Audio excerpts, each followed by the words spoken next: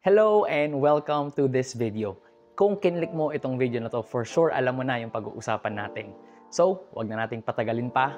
This is Insurance Simplified.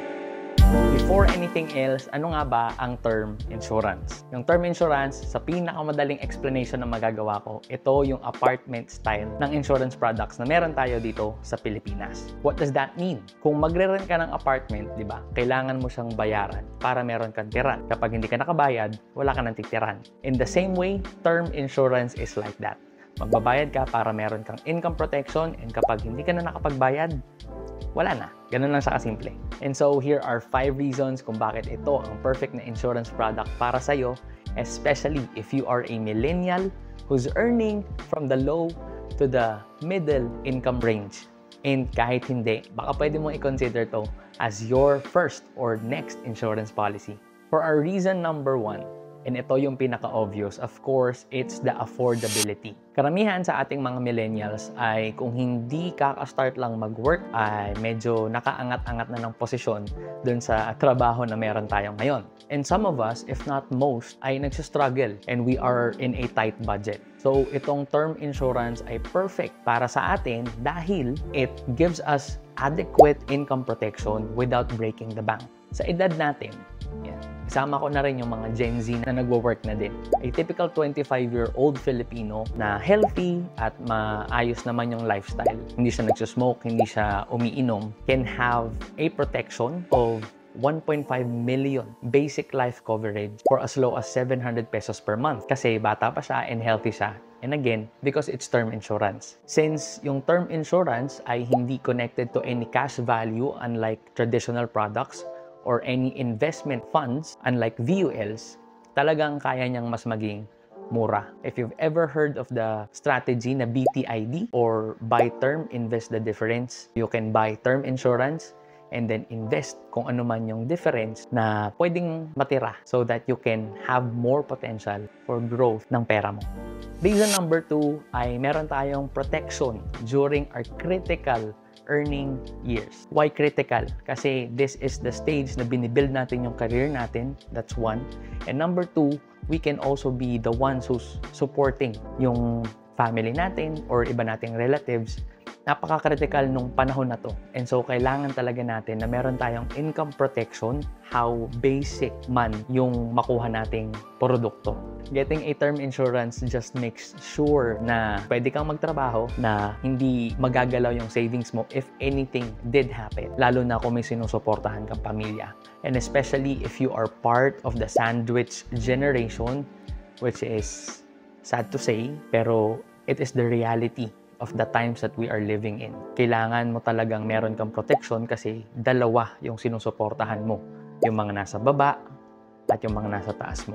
Third reason kung bakit term insurance ang perfect na dahilan para sa iyo is its simplicity and transparency. As I have mentioned, ito yung apartment style. Pag nagbayad ka, may protection ka. Kapag hindi ka nakabayad, wala na. Wala tong cash value, walang investment, walang ibang fees. Super basic na insurance product lang siya. And so, hindi ka mamomroblema, isipin, hala, kumusta kaya yung performance? Hala, may naman pa kaya yung policy ko? Mga ganong bagay. And I am reminded of the quote na laging binabanggit ni Ramit Sethi, yung author ng I Will Teach You to Be Rich, Fight for Simplicity.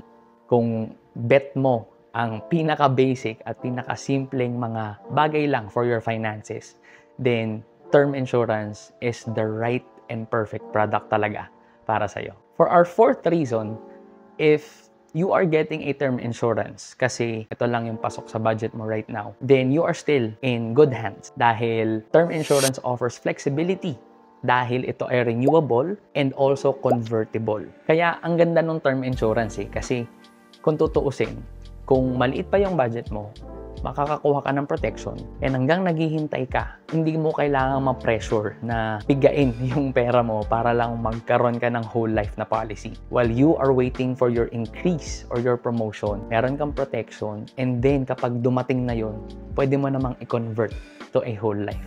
And the fifth reason is it can give you the peace of mind without the pressure of overcommitment. Again, if you are fighting for simplicity, at gusto mo lang na wala kang sakit ng ulo, na hindi mo iisipin na anong gagawin ng pamilya mo kung sakaling mawala ka bigla dun sa litrato ng inyong pamilya, tapos ikaw yung inaasahan nila, then this product is for you. Kasi di ba kung tutuusin, ang dami mo nang kailangang bayaran, ang dami mo nang iniintinding mga bills, Meralco, tubig, pagkain, transpo, mga emergency na mga gastos. And then, iisipin mo pa yung insurance plan na, hala, o nga pala, ang laki-laki ng kailangan bayaran sa insurance, pwede ko bang i-cancel na lang?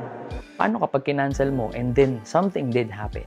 Dun nasisira yung financial plans na ginagawa natin. But with a term insurance plan, pwede kang kumuha ng policy mo na hindi ka mape-pressure na magbayad. Basta ang kukunin mong plan is yung pasok lang dun sa budget mo at that time and adequate naman yung protection na yon, good to go ka na. You can have a peace of mind na if anything did happen, hindi mo kailangan mag-worry, hindi kailangan mag-worry ng family mo, and lahat kayo mabubuhay ng mas komportable, mas worry-free, kumbaga. And especially, di ba, kung nagpaplano kayong bumili ng sasakyan, bumili ng lupa, magpatayo ng bahay, mag-put up ng business, na basta marami kayong pinagsiset aside ng pera, getting a term insurance will do the job for you. It is affordable, it is basic, but it does the job well. And that's it. Yun yung 5 reason natin. And just to recap, number 1 is affordability. Number 2 is protection for our critical earning years. Number 3 is transparency and simplicity. Number 4 is the flexibility to upgrade later. And number 5, walang pressure of overcommitment. So if you're thinking of getting your first insurance policy or adding another layer of protection para sa finances nyo, then consider getting a term insurance. Kung gusto nyo ng quotation, mag-type lang kayo sa comment section or i-message nyo ako sa Facebook ko or sa Threads. Pumunta kayo sa Threads account ko. Doon kayo makipag-usap sa akin kasi doon ako most active nowadays. Kung meron kang natutunan sa video na to, please hit the like button para naman malaman ni YouTube na nakakatulong tong mga video na ginagawa ko and mas marami pa tayong maturuan and matulungan with these videos.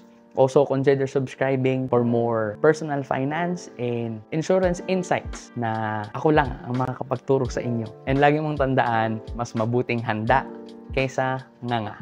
See you on the next one. Bye! At lagi mong tandaan, mas mabuting nganga, mas mabuting